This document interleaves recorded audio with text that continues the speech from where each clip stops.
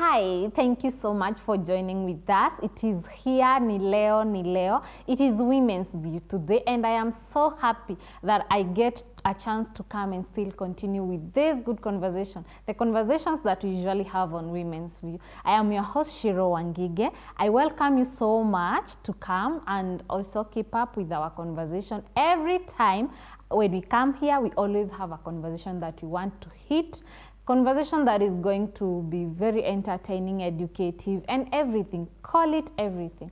This is the right place where you're supposed to be, and it is here and it is today. And on board, we have a counselor, a marriage counselor.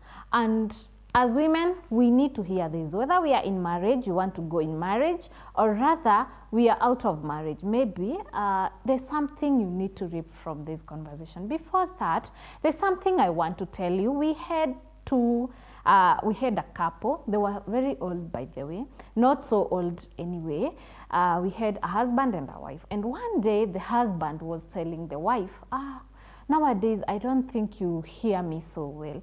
And then he did not know what was the problem. So one day when the wife was preparing some chicken for the husband at afar kept on asking the wife, darling, what are we having for supper? And then wife was not responding according to the way the husband was feeling. My wife is not responding.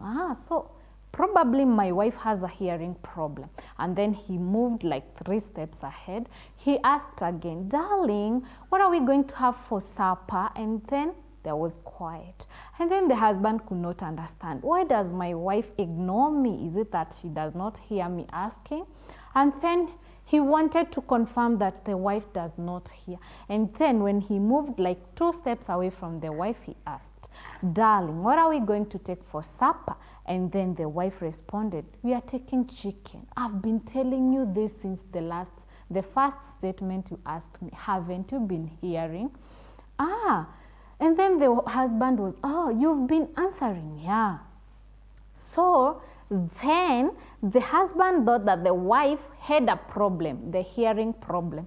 But it happened that now the husband was the person who had the hearing problem.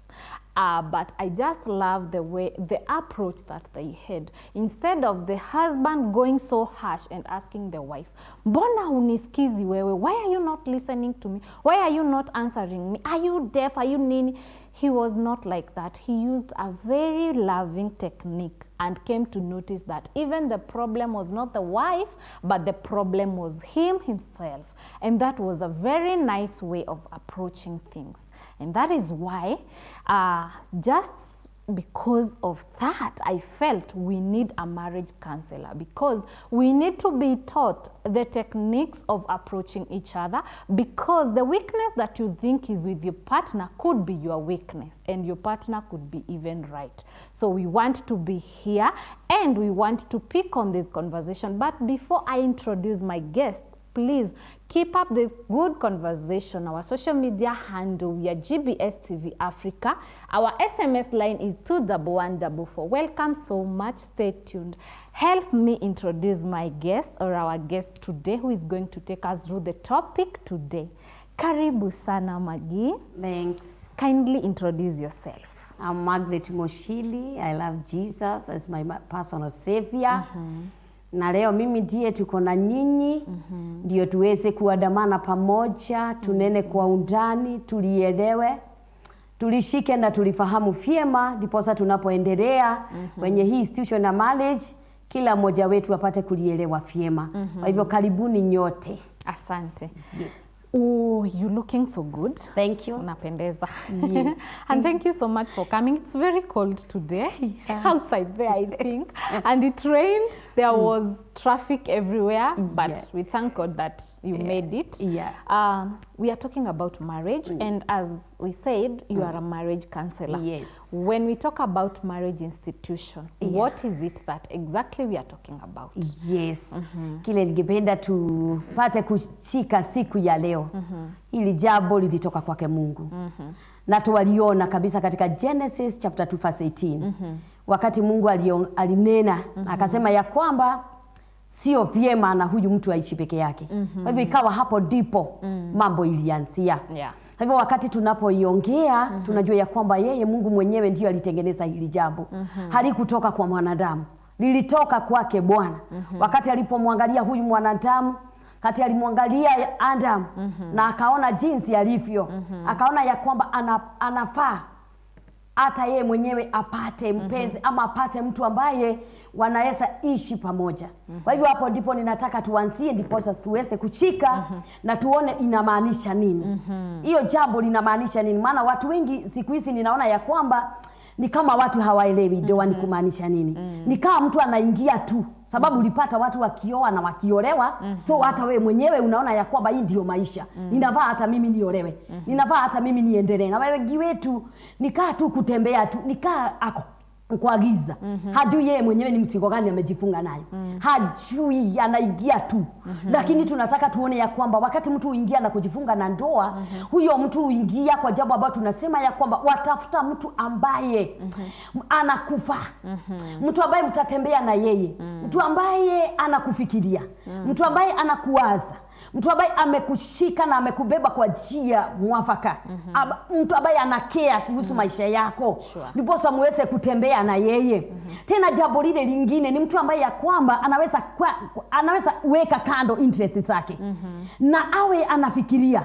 Ukiongea interest ya mtu tuseme. Ni zile vitu anazipenda yeye mwenyewe. Yes, anazipenda yeye mwenyewe. Isiwe mimi ninakuwa selfish. Eti mimi ndio ninajifikiria. Mimi ndio niko hapa kwa center ya hii ndoa. Mimi ndio nataka mambo yangu ishughulikiwe vizuri. So hauna haja na ule mwingine. Na hiyo ndio imekuwa jambo gumu kwa wengi wetu.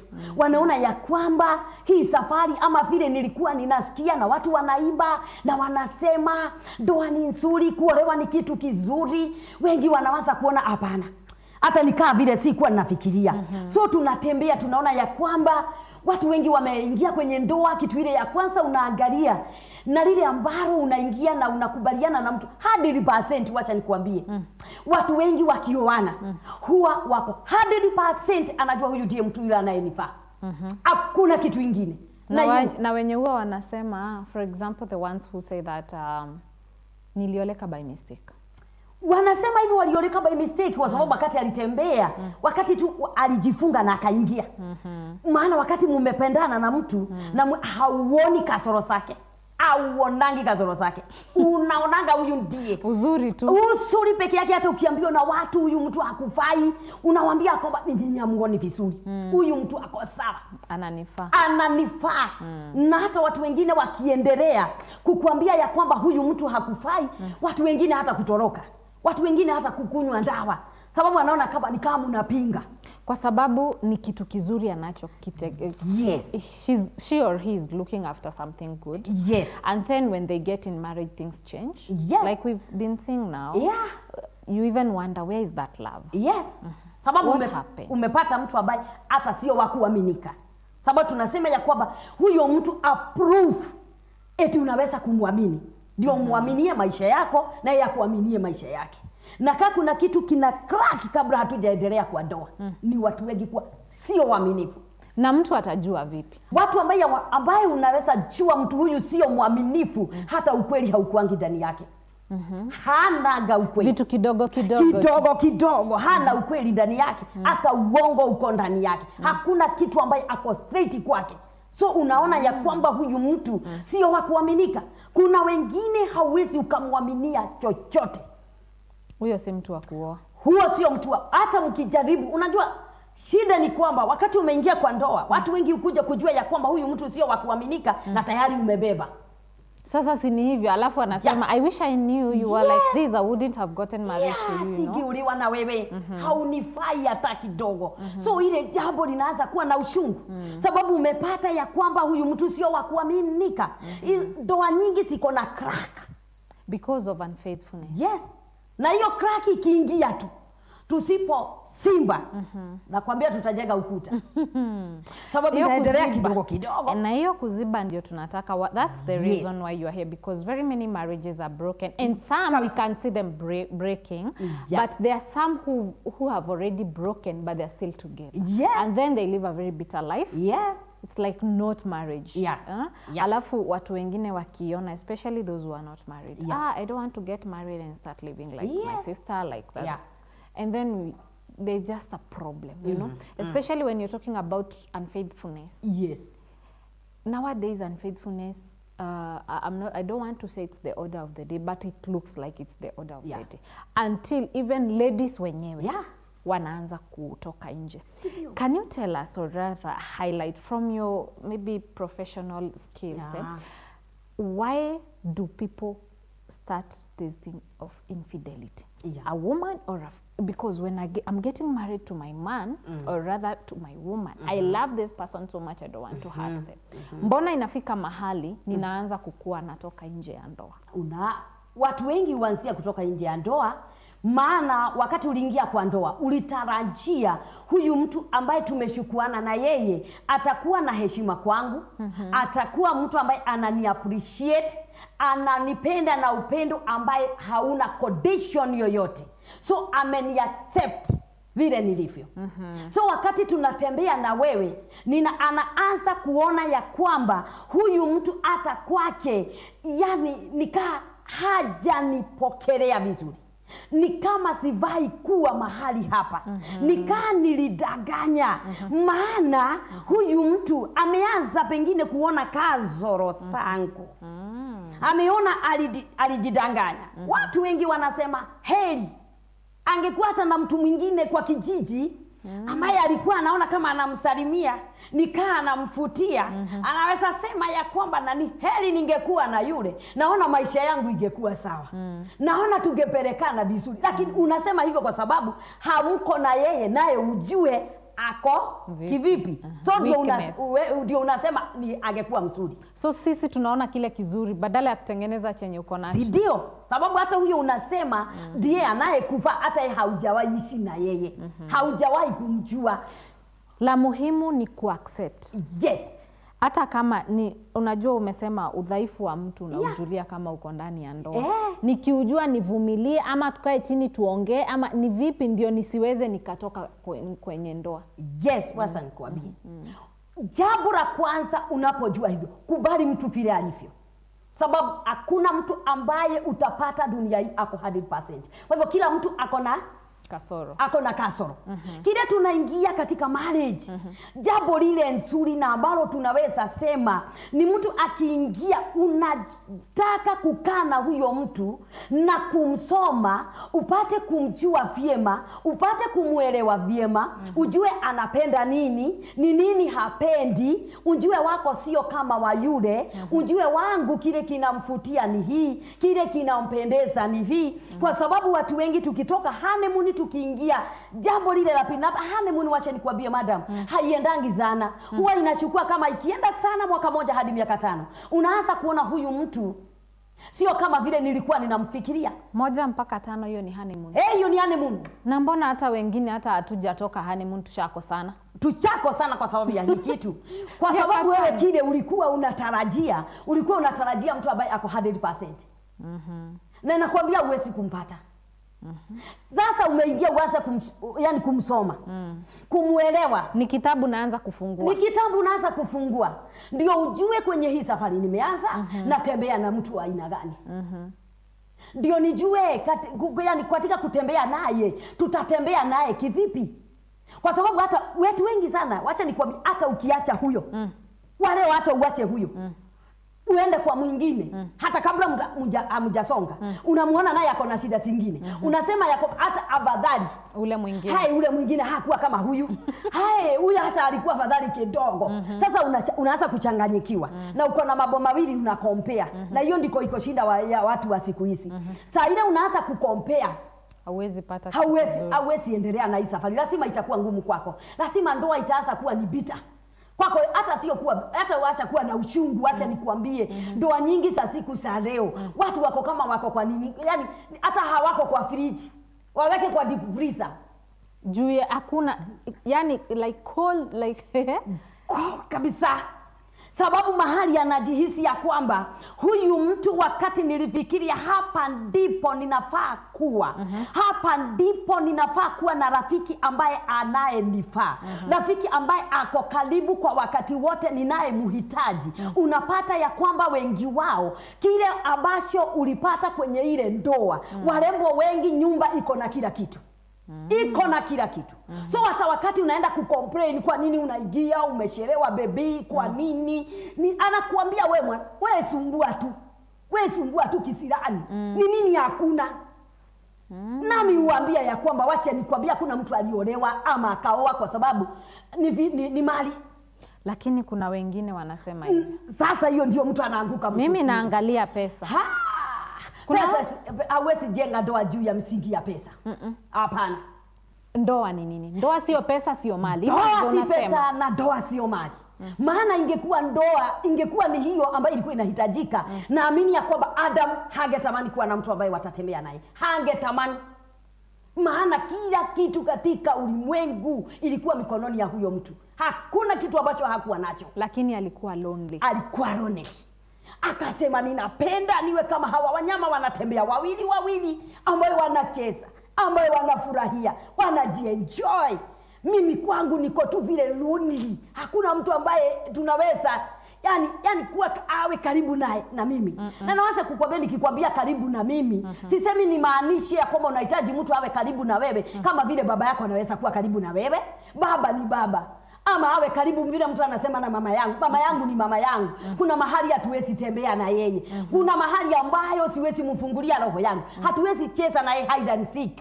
Mama yangu ni mama, baba yangu ni mama. Na ingekuwa ni hiyo inafanya watu wengi waolewe, si ungekaa kwenu basi na kulikuwa na unga. So hii hide and seek ndio inakutoa kwa nyumba. Ndio inanitoa. So hata wakati huyu mtu anaweza amka siku moja aniambie kile kinakufaa ndani ya hii nyumba na ubebe, si utangulie kumbeba kwa sababu ni yeye hakuwa kwenu. Unamshika namwambia wewe ndio msigo wa kwanza. Ingia pale kwa sababu wewe ndio haukuwa kwetu. Ungekuwa kwetu singekuja kwenu. Na sio by the way kuna watu wengi na si kwao hakuna kitu. Kuna watu wametoka mboma ambazo zimejaa ziko na kila kitu. Wanaingia kwa kanyumba ka single room. Mahali ambao hata hakuna kiti. Na hata watu wenu wakikupata na wakwambia ulitoka kwenye uje hapa. Unawaambia hapa kuna kila kitu. Sioni kukalia kiti stool. Naona nikiwa sawa. Huyu mtu ananipendeza. Yeah. Kwa hivyo katikati ya kwa ndoa ni mwanamke na mwanaume. Yes. Tunataka nimeingia mimi. Kuna mtu anataka kuingia, aliingia jana, anaingia leo ama ataingia kesho. Yeah. Ni vipi mimi na huyu mwanaume tutaendana vizuri ndio tuweze kustiri marriage yetu? Yes. Mimi huambia watu wakati mnakuja pamoja, kaeni chini. Nawaambia wakae chini kwa sababu gani? Wewe umetoka background. Iko na mambo tofauti. Kweli. Yeye ametoka background iko na mambo tofauti. Maybe tuseme wengine wanaingia tunakosania hapa mezani. Maana vile wewe unaanzia kupanga chakula na unapanga kulingana na kwenu. Ama vile unaanzia kupika. Kuna vile mimi nataka. Sio vile mlianzia kwenu. Pengine kwetu tulikuwa tukiamua ni leo tunapika ugali kwa sababu ya upungufu wa sufuria, tulikuwa tunaanzia na boga ama tunaanzia na chai. Tuoche, tupike boga, tuoche, tupike ugali, tuiweke maji kwa sababu ya asubuhi. Nyinyi mlikuwa na sufuria nyingi. Hapo mngeanzia kwa ugali, mje kwa mboga, mumalizie kwa chai. So unaanza kuniona ya kwamba mimi nikaa hauko sawa. Hauko sawa. Hata vile unapanga mesa, si kama vile. Mimi na unaona kwamba mfutano unaingia. So naambia watu simkae chini, muelewane. Hivi ndivyo tutapanga mesa yetu. Hivi ndivyo tutakuwa tukipeleka mambo yetu. Kwa sababu kwetu si kama kule. Hapa ndipo kwetu. Tutaendaje? Kuna ego unajua. Yes. Me ni Shiro. Yeah. Like what are you going to tell me? I know what I need to do. I want to do it my way. Yeah. I don't care what you feel. I don't care what you want. Yeah. There is that ego that most women and also men, because you know, sometimes the ego of men is just so above that women cannot sustain or even. Yeah. So sometimes the egos zinawasumbua. Unaona? I don't want to listen. Anafunga masikio yake kwa sababu ya yeye anajiona ni kama nikimsikiliza niende chini ni humble, ni kama atakuwa sijui amenidharau. So there is also the ego that is in people. Does it help or does it also maybe inachangia kwa kuvunjika kwa ndoa? Inaanzia. Na wakati tumekuwa mimi mwenyewe yani na jihisi ya kwamba sivai kushuka chini, kuwe na mtu ananiambia. Na waambianga ya kwamba sasa tumetoka, sasa hapo tumeingia phase 2 ya ndoa.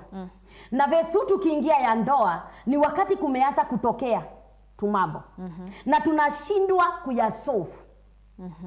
Watu wengi wanasema mimi nitaigino. Niendelee.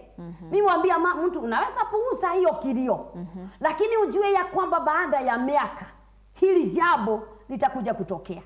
Na ndiposa tuko na ndoa aina 3. Kuna watu waliingia kwa ndoa wakifika phase 2 mambo ikaanza kutokea, shida zikaingia.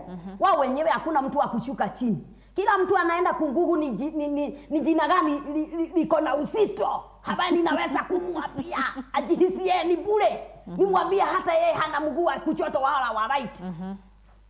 Nimuumize.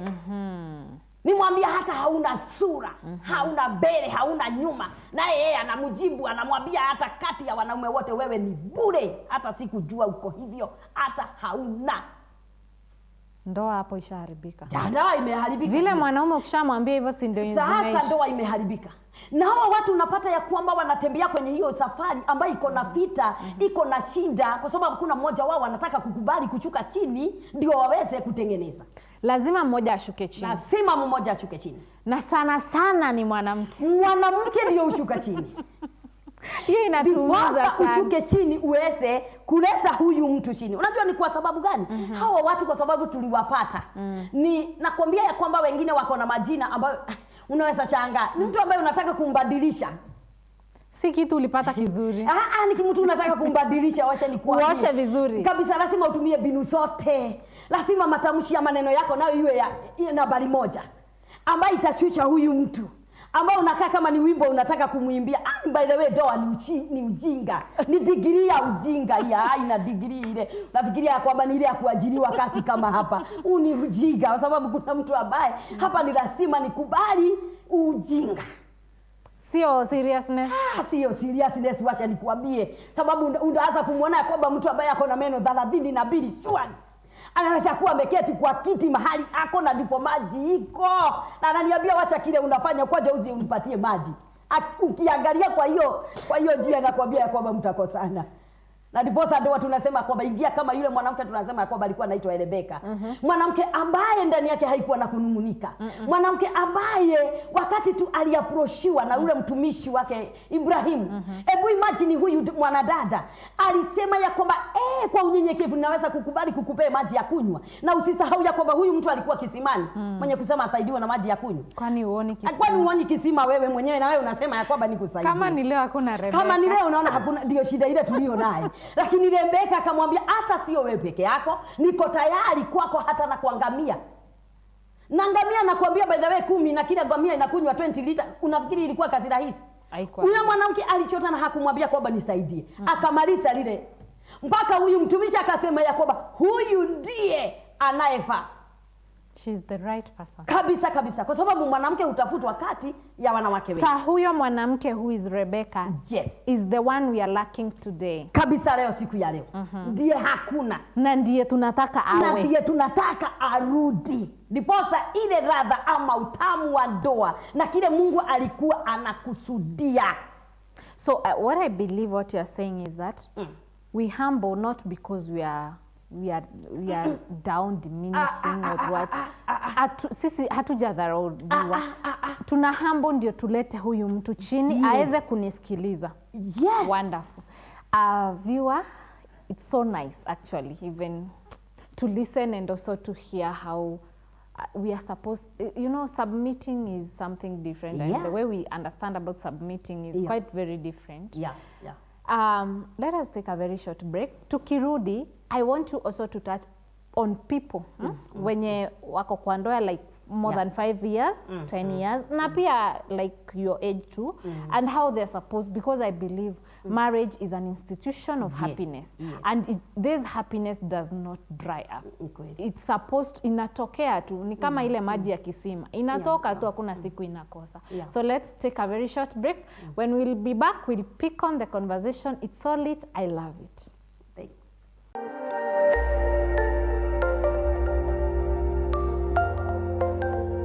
Everywhere, GBS. Karibu tena, welcome back. We are still continuing with this very interesting conversation, and now we are about to know the marriage that we have. You know, we need to keep it sweet and happy, like it's the pool of happiness. And now we want to know from her, unajua, yani lazima tuchote hapa kwa hii kisima, tunachota pole pole. Now we know why marriages break so often, because of our ego, which I believe everybody now, tukifika hapo, you can at least tame your ego and at least go down, not because of the man, or rather because you're maybe small ama anakudharau, but because you want to make that man become the best for you. And now we want to look at these women who've been in marriage for more than 5 years, 10 years, 50, 20 even. How some are very happy. You need to give us the tips how to make these marriages that awesome. So wanafaa kuishiaje, ama ni vipi wameishi, ama kuna huyo mtu sahi ako 5, si ndio? Anaona ni kama ego yangu haijasaidia. How should I do to keep it ifike mpaka 50 years? Yes. Hapo ndipo nataka tuelewe ya kwamba wakati tunaingia kwenye ndoa, na kama hivyo tumesema kuna changamoto, lazima kitu ile inatokea. Tusiwe watu una blame mwenzako, mimi unani blame. Sasa hatusuluhishi ile kitu imetokea, kwa sababu sasa tumeanza vita ya ku blame ni wewe na ni blame ni mimi, badala ya tushughulikie lile jambo limetokea ndio tuweze kulimaliza. Unaona ya kwamba watu wengi anaanza kusema kama sio wewe, kama sio mimi, haingekuwa hivyo. Na kwa sababu watu wengi hawataki kukubali, na tunaambianga mtu hata mkifikia a point ya kuona ya kwamba hili jambo nitakubali hata kama sio mimi, lakini nitalikubali. Nitaubeba huu mzigo, nitaubeba huu msalaba mimi mwenyewe, sababu kuna kitu ninataka niweze kudumisha ndoa yangu. Kwa hivyo watu wanakubali yani kusuluhisha ile shida inaingia ya leo, sio ya last week. Na tunasemanga uishughulikie kabla ya dakika 40 ama lisaa halijaisha. Ukisema hivyo nafurahia. Kwa sababu gani? Kabla halijaisha. Kuna watu wataingia, wamekosana asubuhi, usiku inafika, hawajaongelea ile jambo, kesho inaisha, wiki inaisha, watu wamenyamaziana. By the way, kuna watu wanatumia silence as weapon. Na sio silence ya kunyamaza wakati mnateteshana. Ni like commute kabisa from that person. Does that help? Hapana. Hiyo haitengenezi. Hiyo hata kile inafanya sasa ni kuharibu, inaharibu zaidi. Sababu tunasema wa leo hata ukiamua sasa, si umeamua kunyamaza, na kunya wenye wananyamaza hata mwezi, na hata unapewa salamu na haufikishi nyumbani. Sababu huyu mtu tumekaa tumeachana, nikaa tuko pamoja. Ili kitu ile linafaa, unaona ya kwamba ndoa nyingi kila mtu ako na kailia kake secret na mambo yake. Yule mwingine naye secret na mambo yake ameanza kujipanga kivi yake, na ule mwingine naye ameanza kujipanga. Kwa hivyo vile tunaendelea kama hatutengenezi, hii ndoa ni kuharibu, tunaharibu. Na unapata ya kwamba hawa watu wanaendelea hivyo ndani ya nyumba moja, tumenyamaziana. Ndani ya nyumba unapata watu wengine hata wanagawana rooms. Anakwambia ya kwamba wewe unaingia upande ule, huyu mwingine anaingia. Hata kama sio hivyo, unapata kwamba mama amehamia kwa watoto. Unapata kama sio hivyo, tuko kwa kitanda moja, kila mtu ako na blanketi zake, lakini tuko pamoja. Hiyo haisaidii hata kidogo. Kwa sawa leo kile kinavaa, ongea lile jambo, na msiwe ya kwamba unaataki mwenzako. Maana siku za leo kile kiko na shida kwetu, unaataki mtu mbele ya watu, unaataki mtu mbele ya watoto. Hakuna mtu ambaye anapenda kuhaibishwa. By the way, hata kubali amekosa. Sasa hiyo ndio atajidefend, hata ndio ataharibu zaidi. Tafuta matime na yeye. Nakwambia ya kwamba kuna wasasi wa siku zile walikuwa na hekima. Hata akijua kabisa ulikosea mchana, na vita utaipata. Jambo la kwanza anakupatia chakula, unakula, unachiba, uko sawa, halafu anakuita kama mkutano. Anakuambia nataka tukae hapa chini tuongee. Unajua ilienda ikawa. Na hiyo ndio inafanya nikutandike, sababu lazima nitakutandika. Na unacharazwa vizuri. Vizuri sana, vizuri sana. Yule mama ama yule baba kwa hekima, sababu sio kuachana tunaachana. Na tufai kutoana nguo kwa sababu watu wengi wanatoana nguo. Mtoa nguo na mnakaa na yeye. Ushaiona mtu na nguo ya ndani ya mwenzake umeitoa unatembea nayo. Unasema by the way angalieni. Mambo mengine ni yako ya undani. Wacha kumtoa. Wacha kunitoa nje ya watu. By the way huwa inamaliza. Hata ukiona mwenzako kule kwa kitanda, yeye hako sawa, anaenda tu moja. Wacha kuenda kusema kwamba niliolewa na mtu ambaye hata sijui yako hana nguvu. No, hata nikikutangazia by the way hata wangu atufikie mahali awe uko hako sawa. Uko alienda chini. Hata nikwambie na wewe ni mwanamke kama mimi utanisaidia na nini vipi? Dadangu na hakuna. Hainisaidia hata kama nimekwambia kile hata umenifanya utanicheka kwa sababu umejua ile shida ninapitia. So unaenda kuiongea hata na bwana yako. So wakati ule bwana naye wanaenda wengine ni wakukunywa, aenda kukunywa, wanafika mahali anachagulia yule mwanaume wako. Anamwambia wewe nyamaza tupatie kasi. Tulisikia kwako hata ndoa inavunjika. Ndoa inavunjika kwa sababu yule mwanamume tumeanza kumuua. Hata ni kumuua tunamuua. Kwanza ukishamwambia hivyo in public. Yes. Watu huku nje wanajua. Anaona watu wakiongea na ndio unaona watu wengine anaweza fikia mahali aone hafai, uone ya kwamba mtu amejitoa uhai. Sababu ameona kwamba mimi ni bure. So tunaambiana wakati mambo inatokea, kaeni chini, suluhisheni, tengeneza environment dada yangu ambaye mko wawili na uanzie kumwambia by the way nataka tuongee. Tangu tuoane kwa hiyo safari tumetema mtu anzia na yeye. Ninapenda mume wangu tafadhali shwari nieleze. Vipi tumeendelea na wewe? Ni wapi niko sawa? Ni wapi unafaa nitengeneze? So anakuambia, unajua kwa sasa hiyo anasikia hapo sawa kabisa. Unampraise kwanza. Si ndio? Ukimpraise ni hivyo, hata mfuko nini inatoka. So unafikia mahali hata kwa ile njia ambayo umeleta lile jambo lako, kwa ile njia umeingia nayo, kwa ile matamshi ya maneno yako, hata ya kwamba inaguza huyu mtu, anajikubali, anajiona amekosea kwa sababu hata yeye mwenyewe unamwambia, by the way baby tangu tuoane unanipendeza. Tuna hatua tumekanyanga na wewe. Na wacha nikuambie isipokuwa tu ni akajabu kadogo tu unaona kanaingia saa zingine nasikia naenda chini. Ile unaniambia situmia akili. Kana niweka chini mbele ya watoto ninaona ya kwamba niko chini na majirani nao wananisikiza. Haki ukiacha hapo mambo iko sawa. Tutatembea. So ninaambia watu, kaeni chini nyinyi wawili. Na ukiona imesindi tafuta mtu ambaye unaona anakufa. Si watu wa mehemehe. Si kila mtu wendi ukitangaza kwa kila mtu. Sababu watu wengine hata hawakusaidii. Ita mtu ambaye unajua amekomaa. Anao kusundio na matamanio ya ndoa yako isimame. Kwa hivyo hata wakati anaja kuingia kiwa mtu watatu mahali pale, ataiongea na litakuwa siri. Kwa sababu nimemtolea mambo iliyo ndani ya moyo wangu. Mambo ambayo sitaki kuiongea na ndugu zangu, sitaki kuiongea na dada zangu, sababu huyu mwanaume ni wangu. Na by the way ninataka kwenye center hii ya ndoa yetu niwe ni mimi na yeye, wasasi wangu wawe center ya nje, hao marafiki wawe watatu. Kwa hivyo sitaki kuwaingiza ndani. Wawe na usemi kwenye hii ndoa yetu. Kwa wakati mwingi wanaume wanaletwa chini sana na wanawake, wakati hapo penye umeguzia wanaenda wakiambiwa sijui au perform au ufanye nini. Tuseme kama mwanamke na imefika ile situation, maybe ni kugonjeka ama I don't know, something health issues ama stress ama nini. Wakati tuseme imefika hapo, badala ya mtu kuenda nje, unafaa kufanya nini in that situation? Kwa sababu unajua saa zingine mwanamke akiwa na mazoea mazuri ikatwe, anaanza kulalamika kwa urahisi, si ndio? Ndio maana nisilalamikie marafiki zangu, majirani. Nafaa kufanya nini kuhusu hili jambo? Hii jambo kametokea. Huwa ninaambia mtu jambo la kwanza, sababu unajua mtu wako na umemwamini na unajua ya kwamba ninajua ya kwamba huu mume wangu sio mahali amepitia. Wacha kuhukumu kabla haujajua ukweli. Sababu ukihukumu watu wengi wanakaa kwa nyumba anasema, hata unaona kwa maono ndiye huyo ameongea, ameenda, amemaliza. Hasa amekuja hapa akiwa nguvu hana. Ni kumalizika, amemalizika ndio anawe. Na kumbe ule mtu hata kule kasini hana amani. Kumbe huyu mtu pengine hata alifutwa kasi ni wewe haambii, lakini anaamka kila asubuhi kama kuna kasi anaenda. Na mambo hii huanzia kwa akili. So ikiwa kule ako affected kabisa, nakwambia anajaribu Inakataa. So hata akianzia kabla haja songa ameanzia.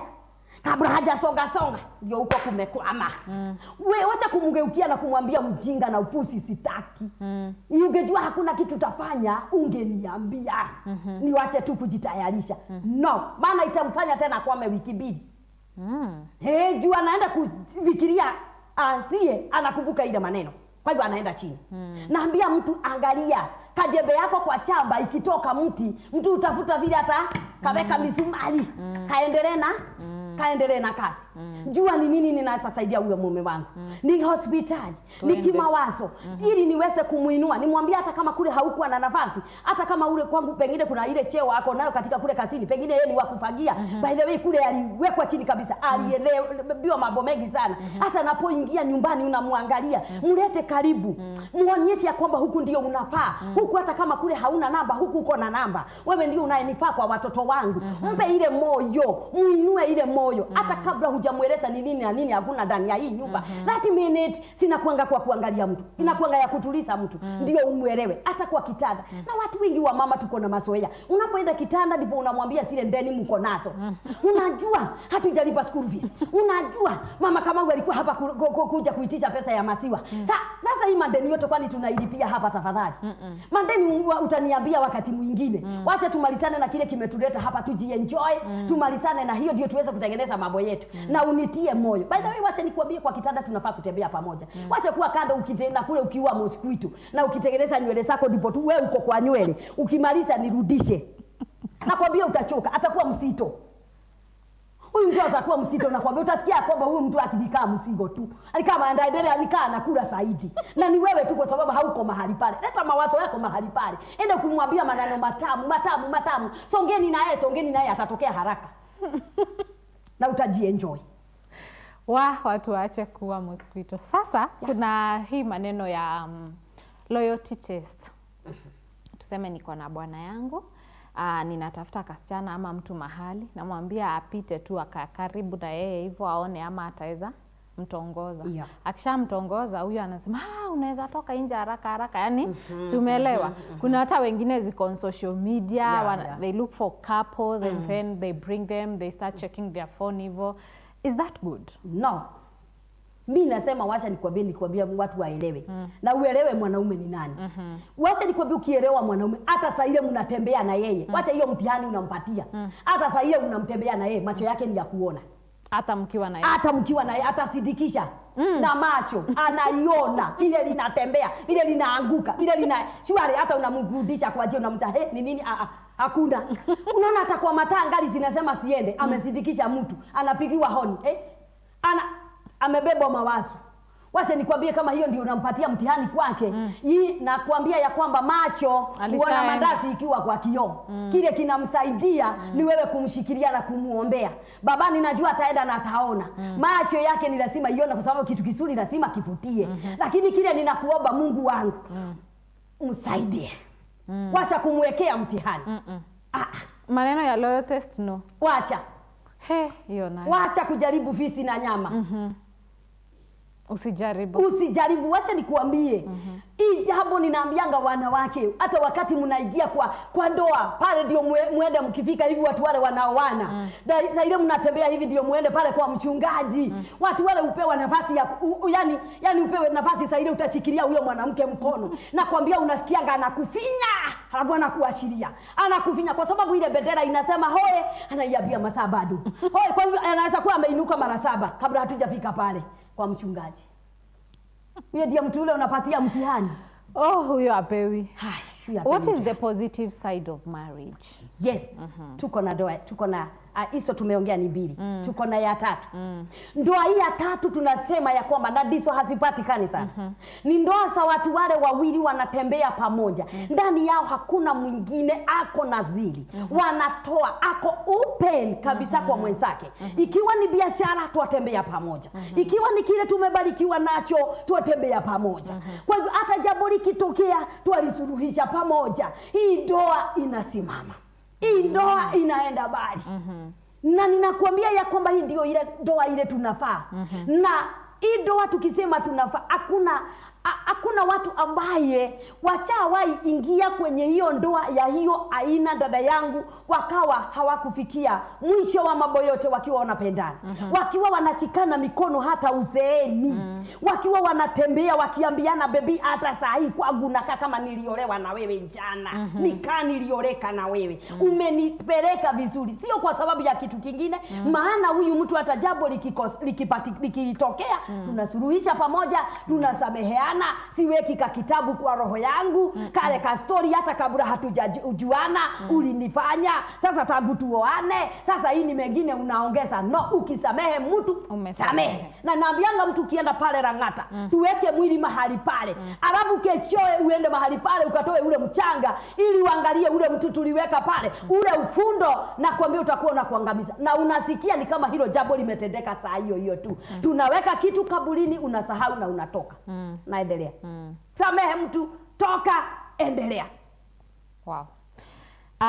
Kuna hawa watu wenye wanakaa kwa ndoa inakaa like when do we call it quit? Yes. Tuseme ni how in a very short statements. When do we call it a quit? Unajua kuna zenye hatuwezi withdraw. Maana watu wengi wame withdraw kwa marriages. Na watu wengi kuna wenye wame withdraw lakini ako tu huko. Ako tu huko. Sababu anaona ya kwamba sababu ya imani yangu nashindwa kutoka. Kwa sababu tuko na watoto pamoja nashindwa kutoka. Sababu tuna mambo tumeshikiliana nashindwa kutoka. Lakini nitakaa hapa kama nilitoka. Hawako pamoja. Hawa watu hawako pamoja. Kila mtu ako na maisha yake kivyake. Wale wengine ni wale wanatoka kabisa. Anafikia mahali ana withdraw. Na watu wengi hu withdraw tukifika stage 2. Form 2. Ndio naambiaga watu masomo hapo ndipo inakuwa magumu. Sababu tipo tuko na mambo mengi sana ambayo ndoa inadai. Kuna bills nyingi sana zimetokea. So kuna mambo mingi imetokea. So zile pesa tulikuwa nazo hata za kutokea tunaenda outing zimepungua. Na si upendo umepungua, ni mambo imepotokea. So wacha kusema yule mtu amebadilika, hajabadilika, ni mambo imeenda juu. Unafaa kuelewa hivyo. Ndio uweze kuwa unaona ya kwamba ni kama amebadilika, sio yule tulikuwa na yeye. Tukioana alikuwa anafanya, saa hii afanyi. Saa hii imekuwa hapana. Tunasema dua wakati tunapoingia na tushindwe kusuluhisha kitu ile ingine tutafani kutoka nitatoka. Maana watu wengi wakiona ya kwamba kadi yake hii kadi tunacheza yangu ninaona ndio itameswa. Huyu mwanamke hata toka aende akaolewe. Huyu mwanaume hata niaja aende akaoe. Kile nitafanya nitajiripishia. Mimi nitamumaliza. Nasemaga hata kumuua haileti suluhisho. Utaingia jela, ufungwe maisha. Wala watoto umewacha, hata wewe hutajienjoy. Ikifika hapo toka tu. Toka kwa usalama. Enda kwa usalama kwanza ukajifikirie. Maggie, it's because of time that I want us to bring this conversation to an end here. But it has been so good and educating, especially when we look at marriage in another dimension. And everything we want, and for this interest is just because we want that center or institution of marriage to pick and to be a pool of happiness. Yes. Thank you so much for the education. I know you had so much, but because our time is limited, allow us to fike hapo. At least before tuende, viewer anaweza taka kujua Maggie ni nani. Hata mimi naweza nikapenda ni aniongeleshe ama ni muonaone. Anaweza kufikiaje? Just tell your viewer vile anaweza reach out. What do you do? Where do you go? How do you do your counseling? At least we know you. Yes. Nashukuru sana vile tumetembea na nyinyi, na niwakumbushe mara tena, jina ni Margaret Mushiri, nimeokoka, Yesu ni Bwana. Na mimi huwa nimekaa kwa hii mambo ya ndoa, nimekuwa na watu tukitembea na wao, tukiongea na wao. Lile lingine huwa nakuanga MC, ukiwa hata na jambo la kukata keki, ukiwa hata na seminar huwa tunatembea, tunaja tunaongea. Iwe ni ya wanalika, iwe ni ya watoto, hata kwa shule huwa ninaingia, maana Mungu amenibariki. Kwa hivyo wakati unaponihitaji, niko upande wa Ongata Rongai. Namba yangu ya simu ni 0720 699 788. 0720 699 788. Unaponitafuta unanipata wakati wowote, na ninashukuru kwa kuwa pamoja na nyinyi. Mungu awabariki na watende mema. Asante. Thank you so much, viewer. Her number is on the screen and you'll get it better. If you want to reach her, I'll just call her, SMS her, anything you need some help, ni yeye. She's fit for that and she's going to help your marriage. Thank you so much for keeping up with this conversation. Still continue with the conversation, the questions, the compliment, what you want to add. Just put them on our social media. Let me remind you, it's GBS TV Africa. Our SMS line, we are 211-44. Thank you so much. Until next time, see ya and keep safe. Na mvae masweta, kuna baridi sana. See you.